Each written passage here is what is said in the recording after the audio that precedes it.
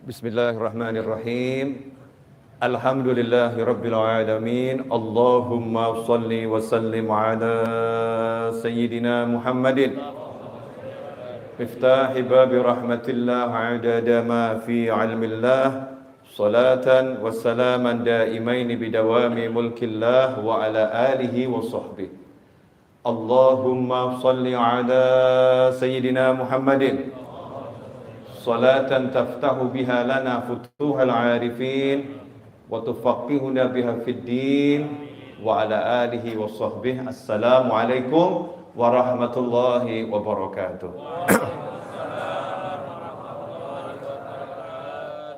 Alhamdulillah, lagi-lagi Allah memberikan kita karunia untuk membersihkan dosa-dosa kita, mengangkat derajat kita, meningkatkan kedudukan kita dengan kita didudukkan di rumahnya, di majelisnya bersama dengan hamba-hambanya. Alhamdulillah. Ini pertanda alamatul khair, pertanda baik. Ya, pertanda baik. Gak mungkin kita gak baik kalau kita dimasukkan ke tempat yang baik. Itu harus kita yakini. Kalau udah kita dimasukkan ke tempat yang terbaik, yaitu masjid, berarti memang kita orang yang baik. Nah, kalau kita masuk ke tempat-tempat yang nggak baik, nah itu ngeri itu. Meskipun kita nggak boleh menilai orang-orang di tempat yang tidak baik adalah orang yang tidak baik.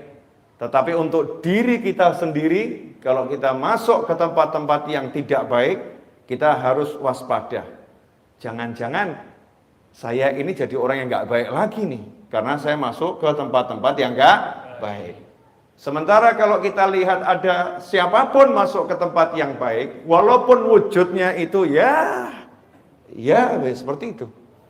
Mungkin hariannya nggak baik, tapi beliau masuk ke tempat yang baik, kita harus yakini ini min ahlil khair. Ini orang yang baik. Kalau nggak baik, nggak mungkin diizinkan sama Allah Ta'ala untuk masuk ke dalam rumahnya Allah Subhanahu wa Ta'ala. Kalau bahasa saya begini, saya selektif siapa yang saya izinkan masuk ke rumah saya. Ada yang sampai di halaman, monggo. Tapi kalau mau masuk rumah, bukakan pintu, diajak duduk, nah ini nanti dulu. Kita selektif siapa orangnya ini. Ya siapa orangnya. Begitu pula juga dengan antum, betul atau betul? Selektif. Perkantoran bahkan ada security. Perumahan ada security yang tidak memenuhi standar. Ya. Mall bahkan sekarang security-nya tambah aturan.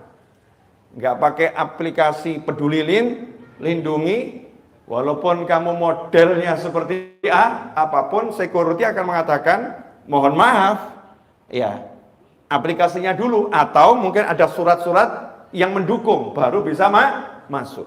Begitu pula dengan rumahnya Allah Subhanahu wa Ta'ala, kita harus yakin, siapa yang udah dimasukkan Allah ke sini, berarti orang yang sudah layak, ya, orang yang punya kualitas, ya, orang yang punya kemuliaan. Terlepas kita nggak bisa melihat kemuliaannya, kita nggak bisa melihat kebaikannya, karena kebaikan antar individu yang satu dengan individu yang lain itu tidak sama. Ada pencuri, ada masuk masjid, baik nggak itu?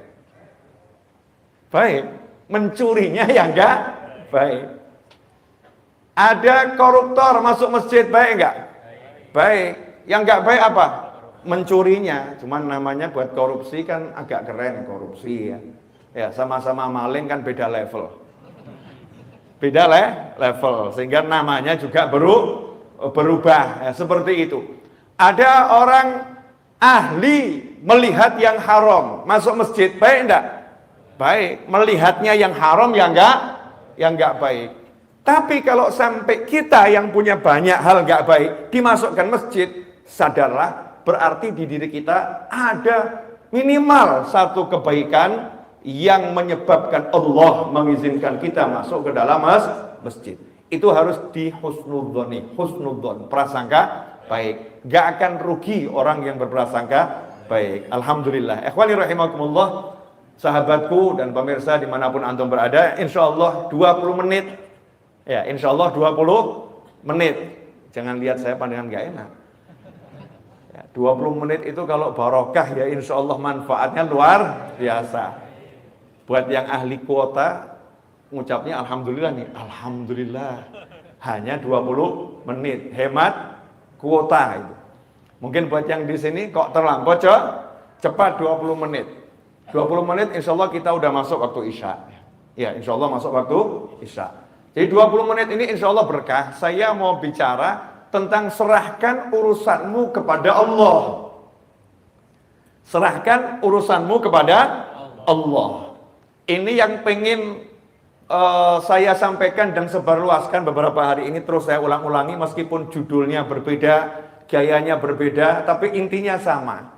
Ya intinya sama. Kali ini judulnya serahkan urusanmu kepada Allah. Kenapa ini saya angkat?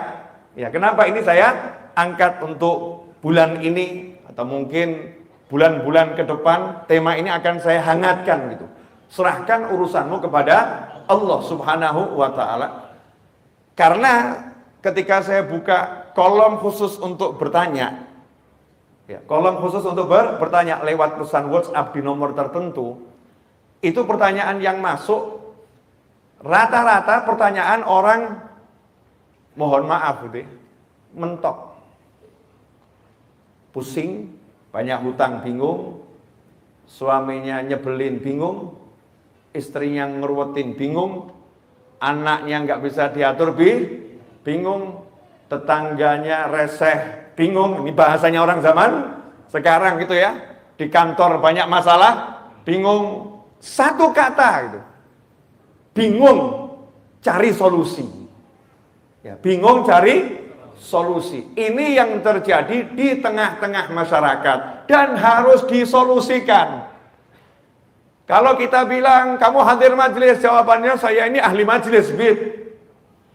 Kalau kita bilang kamu baca istighfar yang banyak, oh udah kebanyakan, Bib. Masya Allah, udah kebanyakan, Bib. Kalau kita bilang kamu sholat hajat dan yang lain, udah saya jalankan, Bib. Kalau kita bilang kamu banyak baca surat Yasin, jangankan Yasin, Bib, khatmul Quran itu udah saya lakukan berkali-kali, tapi masih pusing, Bib. Ada enggak yang seperti ini? Ada kan ya? Nah, ini kan pertanyaan yang harus dijawab. Dalam sebuah hadis, ini sekarang tanggal berapa ini? Jumadil akhir. Tanggal berapa? Besok sudah masuk 20, berarti sekarang tanggal 20, ya, 20 Jumadil akhir. Kalau saya nggak salah nanti dicek lagi. Saya ini juga nggak hafal peristiwa-peristiwa. Nenek saya itu lahirnya tanggal 20 Jumadil akhir. Kenal nenek saya? Kalau nggak kenal keterlaluan. Asli kalau nggak kenal keterlaluan. Nenek saya namanya Fatimah Az-Zahra, putranya Nabi Muhammad SAW, putrinya Nabi Muhammad SAW. Itu nenek saya. Ini tanggal 20 kalau saya nggak salah ya. Nah, kadang cucu kan juga salah tanggal, wajar tuh ya. Oh, cucunya juga nggak jelas. Cucunya nggak jelas. Itu nenek saya kalau nggak salah lahir 20 Jumadil akhir. Malam ini bergeser ke maghrib kan sudah mulai tanggal 20 Jumadil akhir. Maka saya akan mengenang wasiatnya Nabi Muhammad SAW untuk nenek saya, untuk putrinya tercinta Fatimah Az-Zahra radhiyallahu anha. Rasulullah mengatakan, ucapkan wahai Fatimah, baca doa ini. Ya Hayyu ya Qayyum bi rahmatika astaghith, ya wa min adzabika astajir, aslih li sya'ni kullahu wa la takilni ila nafsi tarfata ain. Walaupun riwayatnya beda-beda. Ada ya Hayyu ya Qayyum bi rahmatika astaghith, kemudian langsung aslih li sya'ni kullahu wa la takilni ila nafsi tarfata ain. Kalau diterjemahkan bebas, kalimat itu diperintahkan oleh Nabi Muhammad SAW kepada putrinya. Nah, ini menarik ya. Saya mau nanya sama bapak-bapak dan ibu-ibu, mohon maaf.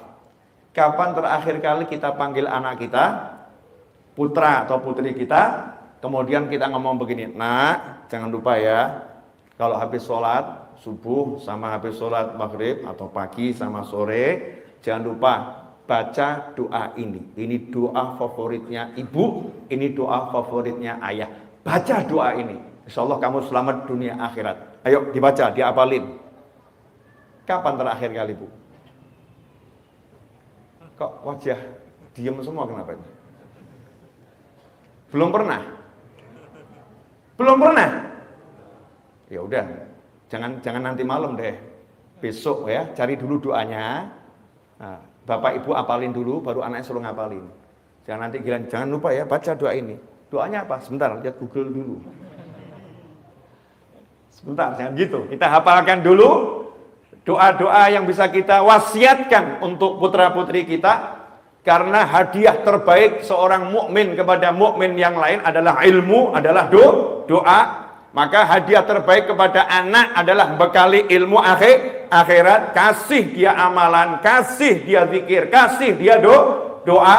Itu akan jadi bekal yang abadi selama-lamanya. Dan itu dilakukan oleh Nabi Muhammad SAW meskipun beliau pembuka. Surga nggak akan bisa dimasukin siapapun kalau belum dimasukin oleh Nabi Muhammad SAW. Meskipun yang punya kuncinya adalah Nabi Muhammad SAW, tapi Rasul rajin ngomong pada keluarganya, baca ini, baca ini, baca ini, amalkan ini, amalkan ini, amalkan ini.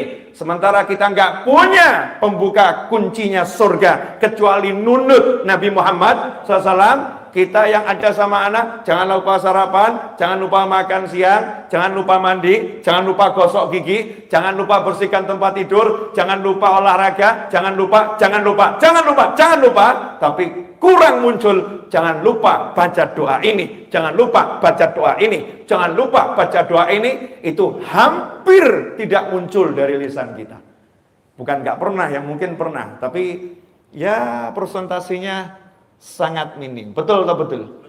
Ya nggak betul juga nggak apa-apa, tapi saya yakin betul. Ini karena berdasarkan pengalaman di lapangan ya. Saya kan orang lapangan, kumpul dengan masyarakat. Ya Hayyu Ya Qayyum, duhai yang maha hidup dan maha kuasa mengurus segala sesuatu sendiri. Ya Hayyu Ya Qayyum, manggil Allah dengan panggilan yang sangat indah, yang Allah ajarkan kita untuk berdoa dengan nama-namanya. Ya Hayyu Ya Qayyum. Setelah panggil Allah, baru kemudian minta. Panggil Allahnya dulu, baru kemudian minta. Birahmatika astaghith. Astaghith itu kalau bahasa Indonesianya istighothah. Kita kalau istighothah kan sudah kenal ya. Istighothah kubro, artinya kumpul bareng-bareng, betul-betul doa, zikir, minta tolong pada Allah Subhanahu wa ta'ala. Kalau dalam bahasa Arab kita bilang aghithni, tolong saya, please help me. Artinya dalam kondisi yang sangat terdesak dan butuh bantuan, emergency. Itu dengan kata-kata istighothah, ghauth, ya, aghithni, ini emergency. Kalau nggak emergency, nggak tahu darurat, biasanya ini gitu ya. Lebih itu nanti masih nggak jadi masalah, nggak langsung. Tapi kalau udah akhir nih, orangnya udah mau tenggelam, tangannya sudah dikeluarin, ya cuman tangan yang kelihatan, tolong saya. Nah, ini kalimatnya akhir nih. Rasul mengajarkan, ya Hayyu Ya Qayyum birahmatika astaghith. Duhai Allah yang maha hidup dan maha kuasa mengurus segalanya sendiri, aku minta tolong kepadamu membawa kasih sayangmu. Jadi demi kasih sayangmu ya Allah, demi engkau maha pengasih, engkau maha penyayang, engkau rahmatmu mendahului amarahmu, rahmatmu meredam amarahmu. Demi semua itu ya Allah, tolong saya. Jangan lihat diri saya banyak dosa, jangan lihat diri saya nggak layak. Memang saya nggak layak. Saya banyak dosa, memang saya banyak dosa. Tapi ini saya minta tolong dengan engkau kedepankan kasih sayangmu ya Rabb. Tunjukkan kasih sayangmu, tolong saya. Birahmatika astaghith. Nah kemudian, wala takilni ila nafsi tarfata ain. Sedetik pun jangan biarkan aku ngurus diriku sendiri. Jangan serahkan urusan itu untuk kuurus sendiri sedetik pun. Jadi minta setiap saat urusannya diurus sama Allah Subhanahu wa ta'ala. Jangan biarkan sedetik pun aku ngurus sendiri. Engkau yang ngurus ya Rabb, engkau yang bereskan ya Allah. Nah, insya Allah 7 menit kita akan bahas ini, karena saya sudah bicara 15 menit. Gak terasa 15 menit. Terlampau cepat ya, ternyata 15 menit. Terasa enggak 15 menit? Enggak, ya inilah wali-wali itu Masya Allah. Ya jelas loh, diajak ngomong begini, ya 15 menit tidak terasa. Biasanya yang nggak terasa kan yang nonton drama-drama itu. Oh kok udah habis gitu kan. Alhamdulillah kalau antum udah bisa memenangkan persaingan. Pengajian kok rasanya 15 menit tidak terasa. Lanjut dikit lagi, boleh? Ya. Ini intinya ilmu di sini. Intinya ilmu yang mau saya sampaikan. Tapi tolong kita ngobrol santai ya, dijawab sejujur-jujurnya. Benda yang paling berat di sini yang kelihatan mata mimbar ini kelihatannya berat sekali ya, kelihatannya aja. Belum tentu berat juga kan ya. Kadang-kadang kita kan tertipu sama penampakan ya. Kelihatannya berat, tapi memang ini dari kayu berat. Kalau ada bocah anak saya ya, umurnya 8 tahun atau anak antum umurnya 7 tahun. Kemudian kita perintahkan sang anak, tolong nih mimbarnya kamu angkat nak. Mimbarnya kamu angkat nak. Tolong mimbarnya diangkat. Anak tadi kan sadar diri ya. Ayah, saya nggak kuat ngangkat mimbar itu. Ayah kan sayang sama saya.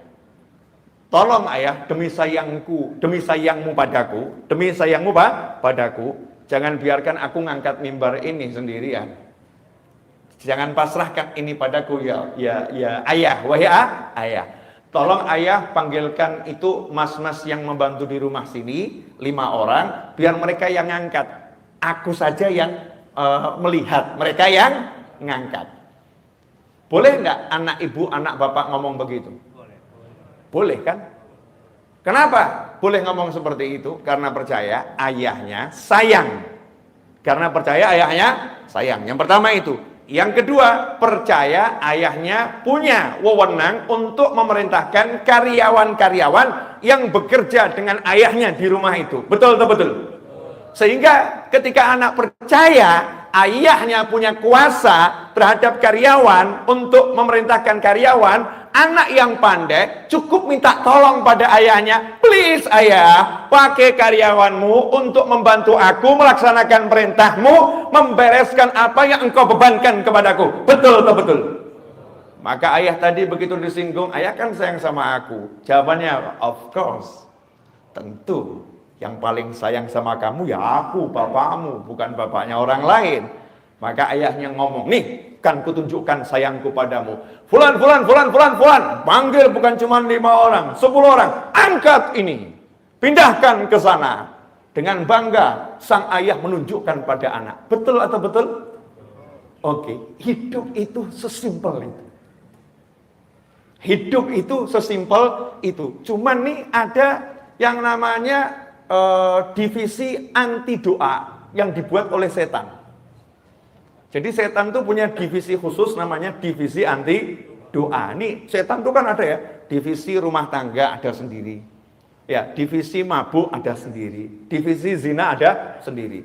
Tapi setan punya divisi anti doa yang memasukkan ke kepala umat Nabi Muhammad SAW agar tidak berdoa, atau kalau berdoa jangan sampai mempercayai doa.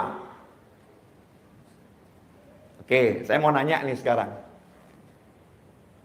Ini kok wajahnya tegang semua kenapa? Senyum dikit kali gitu ya. Saya mau nanya, tolong dijawab jujur. Yang punya hutang angkat tangan. Ya, ayo ngangkat tangan, jangan malu lah. Punya hutang siapa tahu nanti kalau angkat tangan temennya lihat, oh ternyata dia punya hutang, dibayarin kan lumayan. Ya, ngapain malu ya? Punya hutang, iya masing-masing kan punya hutang. Itu kalau yang tinggal di perumahan, itu kan bayarnya PDAM belakangan toh ya. pakai duluan, bayar belakangan. Betul tuh. Iya seperti itu. Di negara PDAM kita pakai dulu, bayarnya belakangan. Listrik yang nggak pakai token, listrik yang nggak pakai token, pakai dulu, bayarnya belakangan. Berarti hutang atau nggak hutang itu? Hutang. Beli mobil ngangsur, tuh hutang nggak tuh? Hutang, pakai dulu, bayarnya belakangan. Jadi ya saya yakin nih 99,9999% punya hutang. Di antara orang yang berhutang, ada yang pusing. Pertanyaan saya, banyak atau ada?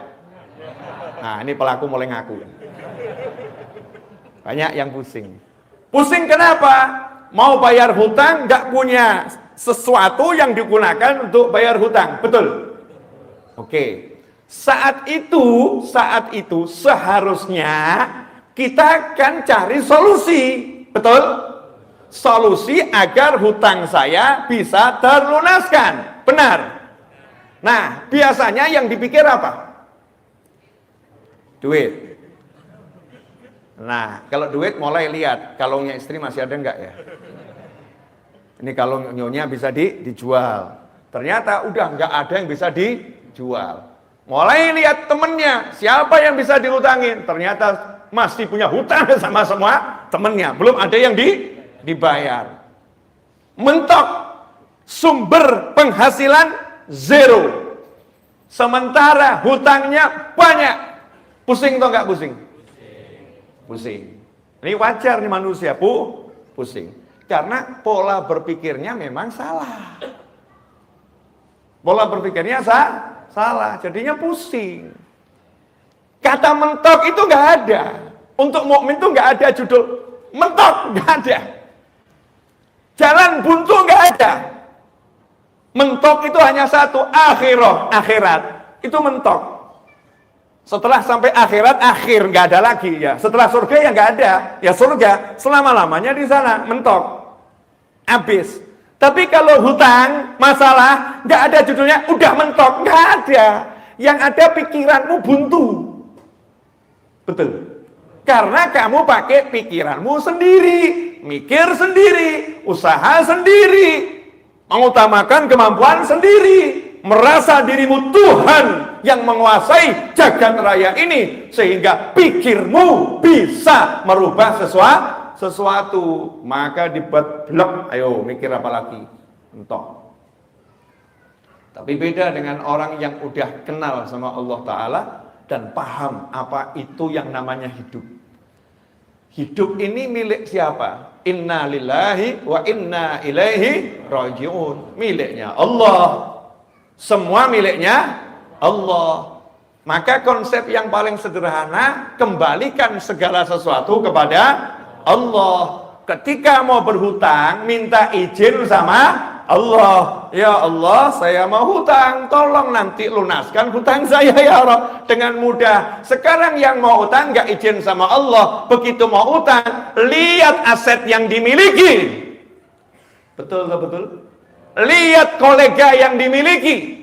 Lihat teman-teman yang bisa dihutangi nanti kalau kepepet. Lupa kalau yang maha kaya adalah Allah Subhanahu wa ta'ala. Langkah awal ketika berusaha sudah salah karena menyandarkan semua usahanya kepada makhluk, kepada ciptaan yang lemah, bukan kepada maha pencipta, yaitu Allah Ta'ala. Qul huwallahu ahad, Allahus samad. Katakanlah cuman Allah yang ada, Allah yang esa. Hanya Allah tempat berharap, bergantungnya segala sesuatu. Nah, alhamdulillah Allah tuh maha baik. Kirimkan utusan, ngajarin kita semua. Itulah makna la ilaha illallah Muhammadun Rasulullah SAW. Gak berhenti di la ilaha illallah. Tuhan hanya Allah, tapi Allahnya kasih utusan untuk menjelaskan semua kebutuhanmu. Semua yang menjadi harapanmu, semua menjadi keinginanmu, cara menggapainya bagaimana, biar selamat caranya bagaimana. Allah kirim utusan 100%, semua perbuatan dan ucapan dan diamnya utusan ini di bawah kendali Allah Subhanahu wa ta'ala. Jadi tidak ada yang lebih hebat dari Nabi Muhammad SAW. Ucapannya, diamnya, gerakannya, semua adalah wahyu ilahi. Jadi gak mungkin salah. Kalau udah paham begini, tenang buat yang udah la ilaha illallah Muhammadun Rasulullah SAW. Begitu punya masalah apapun itu, yang pertama kali didatangi adalah Allahnya.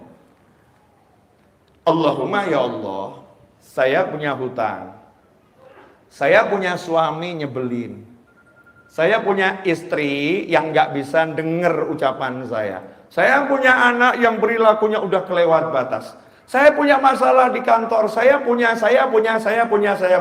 Pertanyaan saya, ucapan kita yang seperti itu sebetulnya sama enggak dengan anak kita tadi? Ketika lapor sama bapaknya, sama enggak? Sama. Saya percaya Tuhan saya dan Tuhannya segala sesuatu, la ilaha illallah, maha kuasa, maha bisa, dan aku tak bisa apa-apa. Maka saya serahkan sama Allah. Saya enggak bisa ya Allah. Saya usaha. Seperti yang kau perintahkan, saya akan terus berusaha. Tapi jujur, saya nggak bisa apa-apa. Makanya saya minta tolong sama kamu ya Allah. Tolong ya Allah, bla bla bla bla bla bla bla bla. Sekarang saya mau nanya, semua yang di jagat raya itu dalam genggaman siapa? Allah. Genggamannya Allah Ta'ala. Dan Allahnya udah bilang, Udu'uni astajib lakum. Panggil aku akan jawab panggilanmu. Makanya doa tadi pertama kali, Ya Hayyu Ya Qayyum. Kalau kita berdoa, Allahumma Rabbi inni Ya Rabbana. Manggil Allahnya dulu. Allah. Nggak ada doa ujuk-ujuk. A'inni ala dzikrika wa syukrika wa husni ibadatik. Depannya pasti Allahumma. A'inni ala dzikrika wa syukrika wa husni ibadatik. Allahumma ya Rabb ya Rabbana. Semua itu bentuk manggil Allah Ta'ala. Maka nomor satu, panggillah Allah dengan yakin. Gak ada yang bisa selesaikan urusanmu kecuali Dia. Pede. Allahumma. Begitu kita bilang Allahumma, langsung jawabannya. Labbaik abdi. Kenapa? What happened? Apa yang terjadi? Apa yang kamu butuhkan? Apa yang kamu inginkan? Kamu butuh apa? Kita jawab bla bla bla bla bla bla bla. Allah bilang astajib lakum. Jangan khawatir. Semua permintaanmu, permohonanmu aku jawab. Aku jawab. Anak tadi ngomong sama ayahnya, ayah perintahkan mas itu. Bapaknya ngomong, oke nak, deal, selesai. Anak tadi yang nyantai aja, udah masalah udah diurus sama ayah. Dia nggak akan nanya berkali-kali, ayah masnya udah dipanggil belum ayah? Ayah nih masnya kok nggak kelihatan, mana sih ayah? Ayah bisa nggak sih manggil mas tadi itu? Bisa nggak sih ayah? Nggak nanya, karena apa? Percaya sama ayahnya. Nah, sementara kita ngakunya percaya sama Allah, nanya melulu, kabul nggak ya? Kok belum ada tanda-tanda pengabulan ya? Terwujud nggak ya? Jalannya hidup dengan mikirin kabul nggak? Karena nggak percaya, ya Allah tolak urusan dulu. Kamu nggak percaya sama aku, kamu nggak trust sama aku. Ikhwani rahimakumullah. Lah itulah fungsinya divisi setan. Begitu kita doa, setan yang bisikin, emang doamu bisa nolong kamu? Emang doamu bisa nolong kamu? Nggak bisa, kamu harus berusaha. Nggak berusaha ya nggak bisa tertolong. Setan sebelah kiri bisikin, usahamu udah mentok, nggak ada jalan keluar, mau usaha apa lagi? Jadi ya doamu ya percuma, nggak akan menghasilkan apa-apa. Ngomong nggak ada usaha yang bisa kamu lakukan kok. Kamu udah mentok, plung, akhirnya diem, merenung, mata mendelik. Gajah ngomong diem, stres. Tapi lain kalau orang yang udah percaya sama Allah, dia bilang sama setannya, udah cari pasien yang lain, jangan saya. Ini buat anak-anak TK, SD itu ya wajar. Profesor seperti saya jangan diganggu yang model begini. Ya usaha nggak usah diajarin. Bayi lahir aja usaha, kok nggak usaha nggak lahir tahu. Bayi lahir aja usaha, nggak nggak lahir. Aku masih kecil aja udah tengkurap, modalku cuman ibuku datang. Tengkurap ini nggak telentang tengkurap, ini kalau nggak ditolong aku mati. Nah, modalku cuman langsung ibuku datang ditolong. Masa sekarang aku nggak awet-awet manggil Allah nggak ditolong? Emang kamu siapa? Kurang ajar. Minggir kamu. Oh, setan kurang ajar. Kalau setannya manusia jangan dibegituin. Setan minggir kamu jangan. Wah nanti jadi masalah itu nanti jadi masalah itu cukup di hati di pikiran. Yakin sama Allah Subhanahu wa Ta'ala kan enak tinggal ngomong. Ud'uni astajib lakum. Terakhir udah 30 menit tuh. Perpanjangan waktu 10 menit ini udah. Ini adzannya kan sudah 3 menit lagi ya? Setelah adzan bisa nyambung lagi. Iya, setelah adzan saya mau nyambung di tempat yang lain. Saya ini malam ini jadwal ada neneknya murid saya itu tahlil yang hari ke-40. Jadi bukan jadwal saya ceramah di sini. Kebetulan Habib Ges lagi berhalangan. Kemudian saya diminta tolong karena saya lagi ada di Jakarta. Habib bisa nggak? Oke, siap, seneng saya. Kalau waktu buat ngajar apalagi di sini saya senengnya luar biasa. Nah, jadi setelah dari sini saya cus ke tempat yang lain. Boleh toh? Nggak boleh juga tetap jalan. Tetap jalan. Terus apa fungsinya ngomong? Ya nggak tahu, asal ngomong aja ini. Nah, hadirin yang dimuliakan Allah Ta'ala. Ini akhirnya untuk menggabungkan dari awal tadi. Yang terakhir begini, simple. Pernah tahu yang film-film tukang sihir itu? Judulnya macam-macam ya. Saya masih cari itu selain Harry Potter, ya. Hanya Harry Potter saja itu yang pakai kakek sihir. Betul ya? Itu mungkin yang buat juga merasa ada diskriminatif di kelompok tukang sihir. Ya, kaum lelaki merasa diremehkan gitu ya. Masa lelaki kalah sihirnya sama perempuan? Mungkin loh ya, muncul Harry Potter. Karena dari dulu tuh ya nggak ada judulnya kakek sihir. Yang ada selalu nenek sihir. Betul nggak? Jadi ibu-ibu sebagai wanita harusnya protes itu. Kenapa sekarang ada kakek sihir? Sampai sihir aja laki-laki mau ngerebut. Itu wilayah kami. Masya Allah. Nenek sihir. Di Al-Quran juga nafasa wanita-wanita yang meniupkan buhul-buhul. Ada ikatan-ikatan sihir. Ditiup-tiup sama perempuan yang ahli sihir. Nenek-nenek sihir.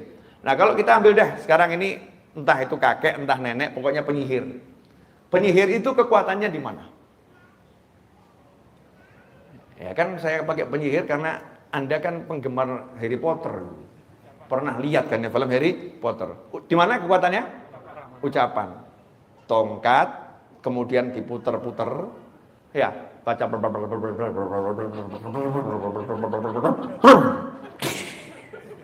Betul? Nah, pertanyaan saya, sekedar ucapan kemudian bisa jadi? Enggak.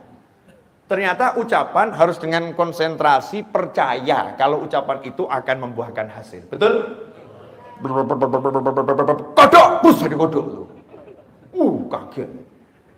Jadi percaya pada ucapan. Ucapannya ada, percayanya ada. Ucapannya, mantranya ada, yakinnya ada. Maka jadi. Betul begitu? Ya itu penyihir. Masa muslim pakai ilmunya tukang sihir? Kan enggak. Nabi Muhammad SAW mengingatkan ilmunya anbiya wal mursalin, auliya wal sholin, semuanya dari zaman Nabi Adam sampai kapanpun.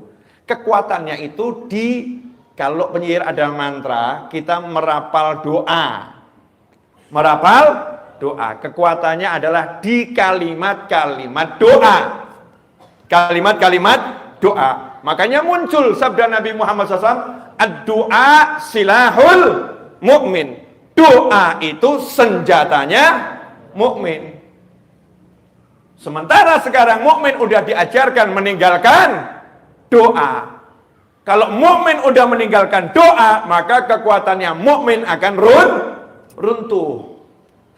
Maka seharusnya yang kita munculkan sekarang percaya pada kekuatan doa. Karena Rasul bersabda, ud'ullah, kama qala sallallahu, berdoalah kepada Allah wa antum, sementara kalian mustaiqinun, percaya 100%, totalitas percaya pasti terwujud bil ijabah. pasti diwujudkan sama Allah Subhanahu wa ta'ala. Percaya doanya kabul, itu syarat orang yang berdoa. Nah kalau udah doa pesimis, kabul enggak ya, kabul enggak ya. Seperti penyihir yang belajar nyihir, mantranya hafal tapi enggak jadi-jadi ya. Kenapa? Kurang percaya saja. Kamu kasih percaya sedikit, jadi percaya. Nah, kalau kita mau hasil semua yang kita minta sama Allah Ta'ala, Allah cuma minta kita satu, trust me, percayai aku. Maka minta dengan yakin, dengan percaya, Allah Maha Kuasa untuk mewujudkan apapun keinginanmu. Kalau jawabannya lah, tapi saya kan nggak mampu, tapi saya kan nggak bisa, tapi saya kan, ya memang orang doa itu judulnya karena aku. Karena aku bodoh, karena aku lemah, karena aku nggak punya, karena aku, dan engkau maha kaya, engkau maha pandai, engkau maha bisa, engkau maha, makanya aku minta sama engkau ya Allah. Kan begitu. Jadi kalau dikembalikan, kan kamu begitu, ya memang karena saya begini, makanya saya minta sama Allah. Kan kamu banyak dosa, makanya saya minta sama Allah, karena Allah nggak memandang dosanya orang yang meminta. Orang tuh minta nggak disyaratkan, ud'uni, mintalah kepadaku, panggil aku, kalau kamu baik baru aku kabulkan. Nggak ono. Ud'uni astajib lakum, bala syarat, nggak ada syaratnya. Nggak ada syaratnya. Kita saja yang introspeksi, kenapa ya kok doanya belum wujud segera? Kok nggak segera terwujud ya? Kok lama? Oh ya mungkin ada pemeriksaan kendaraanmu, suratnya nggak lengkap, ya terhambat di jalanan. Kalau suratnya lengkap ya langsung. Mungkin itu upaya kita untuk selalu memperbaiki kualitas kita dalam minta sama Allah Subhanahu wa ta'ala. Tapi kalau aslinya Allah nggak pernah lihat modelmu seperti apa. Kalau minta dengan yakin dikasih. Iblis minta dengan yakin dikasih. Ya, kan iblis minta, ya Allah, tolong tunda penyiksaanku sampai hari kebangkitan, gitu kan ya? Tunda penyiksaanku selama-lamanya, jangan disiksa aku. Sama Allah dikasih batas waktu maklum dengan waktu yang tertentu sampai hari kebangkitan saja. Tapi intinya iblis minta dikasih sama Allah. Padahal iblis baru saja unjuk kesombongan. Baru maksiat yang terbesar, sombong pada Allah Ta'ala, minta dikasih. Dosa kita ini paling apa toh paling? Ya insya Allah kan dosanya nggak sombong sama Allah kan nggak toh ya. Paling-paling lihat perempuan yang cantik jadi suka lihat yang laki-laki. Ya, paling kan dosanya model-model begitu. Yang ibu-ibu lihat aktor Korea kok ganteng seneng gitu kan ya. Itu dosa bu. Ya paling kan dosanya model-model begitu. Nggak sampai yang begitu-begitu gitu ya. Nggak sampai begitu.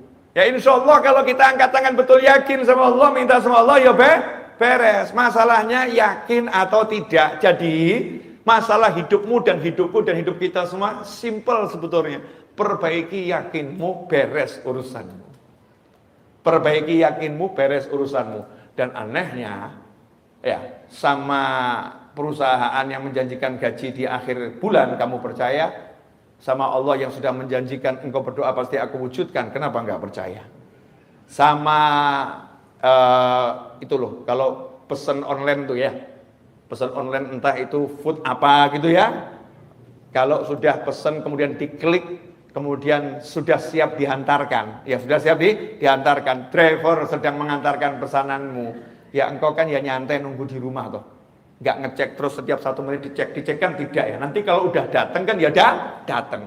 Kalau pesan kepada aplikasi online pesan barang pengirimannya next day, ya kita ya juga yakin kalau udah dikirim ya besok sampai. Nggak tiap detik ngecek sampai atau tidak. Kenapa kita pesan sama Allah Ta'ala kok nggak percaya pasti sampai? Seharusnya kita percaya, lanjutkan kehidupan. Jazakumullah khairan. Walafu minkum. 40 menit kurang 20 sekian detik saya udah berbicara. Mudah-mudahan yang singkat ini meskipun mengecewakan, membahagiakan. Wajahnya nggak enak semua gini ya. Ya. Nah, bagi yang ingin belajar lebih jauh sama saya buka kelas khusus di channel YouTube Habib Novel Alidrus. Itu ada program berbayar. Ya, ada program berbayar berlangganan channel YouTube dengan harga Rp99.900 setiap bulan. Ya, setiap bulan belum termasuk PPN. Nanti saya akan mengajar ajaran-ajaran khusus di situ. Di antaranya yang segera insya Allah saya akan mengajar di situ ya untuk pelanggan khusus. Channel saya kan untuk semuanya gratis, tapi ada ruangan khusus yang berbayar namanya ruangan santri virtual. Nah di situ saya akan mengajar insya Allah dalam waktu segera di pekan depan ini, entah Senin entah Selasa saya akan munculkan videonya, kitab Al-Hikam ya, satu demi satu di antaranya itu. Kemudian kitab Riyadhus Shalihin ya, satu demi satu, dan banyak kitab yang lain. Nanti yang penasaran ya, silahkan dicek saja channel YouTube-nya ya, silahkan dicek. Kemudian kalau di MRBJ ngajinya saya kapan, saya aja nggak tahu apalagi Anda. Gitu ya, pokoknya tiba-tiba ada share ya hadir. Ada share hadir, kalau ada waktu luang hadir. Saya kalau lagi ngajar dimanapun, insya Allah saya live streamingkan. Jadi bisa lihat dari channel YouTube saya. Kita bisa terus belajar dimanapun kita berada. Pesan saya sebelum mengakhiri kajian di malam hari ini, jangan kita sibuk mengomentari orang lain, sibuklah mengomentari diri sendiri. Jangan pernah mengomentari hal-hal yang nggak perlu dikomentari. Tapi nggak mengomentari sholat anak kita yang belum beres, sholat pasangan hidup kita yang belum beres, sholat pembantu rumah tangga ART kita yang belum beres. Sibuklah memikirkan rumahmu agar selamat bangsamu. Jangan sibuk memikirkan rumah orang lain dan rumahmu tak pernah kamu perbaiki. Roboh bangunan yang ada di negeri ini. Paham maksud saya ya? Jadi fokus perbaiki diri sendiri dan kembalilah cari ilmu. Insya Allah akan jadi barokah dan manfaat. Wal afu minkum. Wassallallahu ala sayyidina Muhammadin wa alihi wasallam walhamdulillahi rabbil alamin. Wassalamualaikum warahmatullahi wabarakatuh.